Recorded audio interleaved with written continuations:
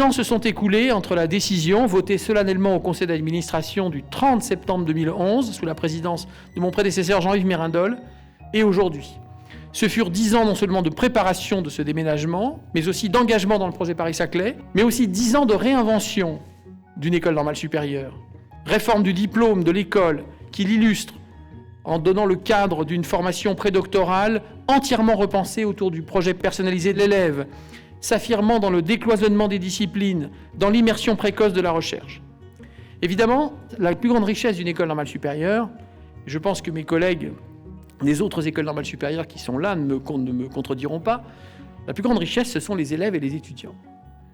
Et ce sont eux qui, avec leurs professeurs et avec les chercheurs, font l'école. Ce sont eux qui se préparent dans nos murs à écrire l'avenir de l'enseignement supérieur et de la recherche.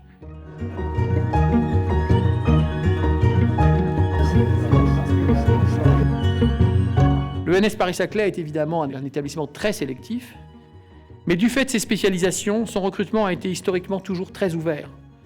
L'école illustre que l'on peut, et même je dirais que l'on doit, penser ensemble d'un même mouvement, ouverture et excellence. Ainsi, dans les années récentes, ce qui a été l'axe fort de la réinvention de l'école ont été les diversifications de voies de recrutement et notamment le développement de la voie étudiante normalienne. Cela s'est traduit par des soutiens nouveaux aux étudiants méritants qui désiraient se projeter vers la thèse, ce qu'on a appelé ici dans notre jargon les PhD tracks.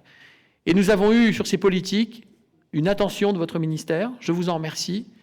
Et pour être à la hauteur de cet enjeu, nous avons besoin d'aller encore plus loin et nous aurons aussi le besoin de l'aide de nos alumni, de nos partenaires industriels, de nos mécènes et tous ceux qui se sont déjà engagés dans cette voie. Je souhaite ce soir les en remercier.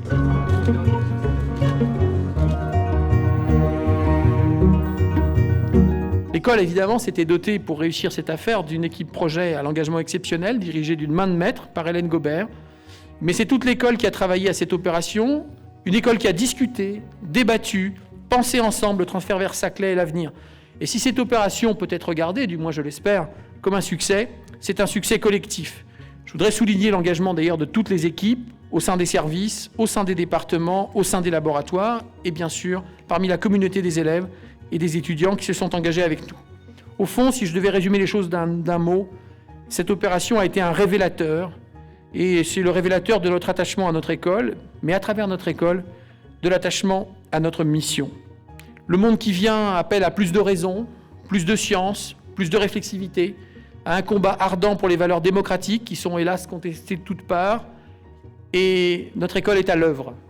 Pour s'orienter dans un moment de changement de paradigme, il faut des esprits alliant savoirs fondamentaux, savoir technique, savoir critique, savoir expert.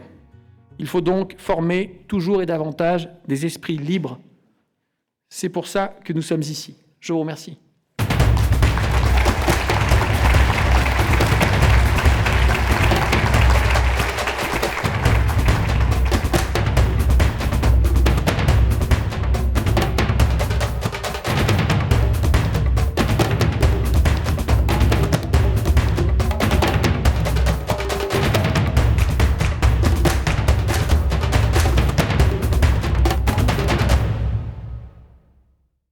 Bâtir, c'est quelque chose de beau. Bâtir une école, c'est encore plus beau. Je crois qu'on a réussi, avec votre aide, de faire un lieu qui a une identité, une clarté. C'est un lieu unique, mais il respire avec l'ensemble tout autour.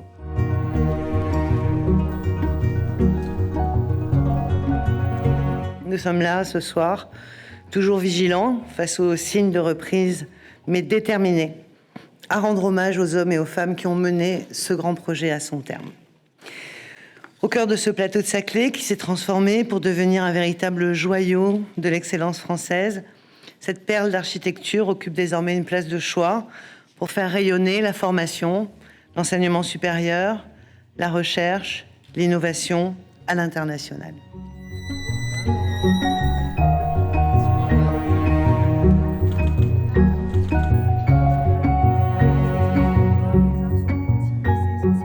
Les écoles normales supérieures ne sont pas des établissements comme les autres. Depuis leur fondation, leur mission, celle qui leur a été confiée par l'État, est de former. Et pour ce faire, les écoles normales supérieures recrutent leurs normaliens, élèves, étudiants, selon des modalités extrêmement sélectives. et leur propose une tradition d'excellence et une formation pluridisciplinaire de très haut niveau.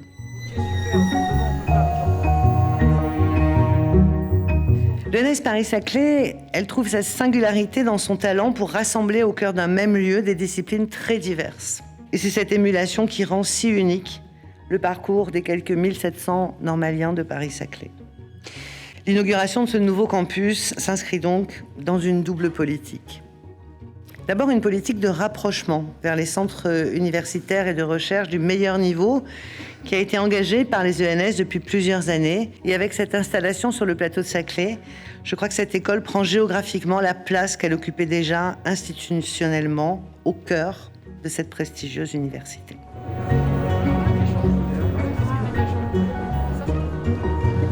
La transdisciplinarité devient ainsi une méthode unique qui fait tout le sel de l'école pour répondre avec créativité aux grands enjeux du monde contemporain.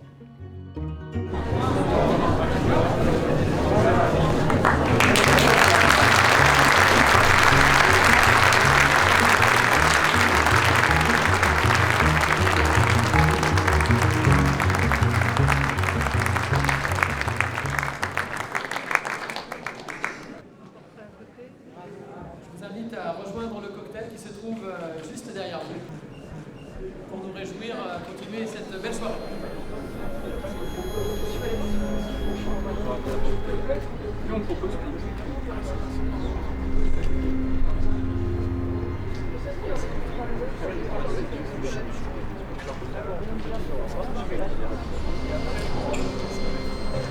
Merci de partager un peu aléatoire.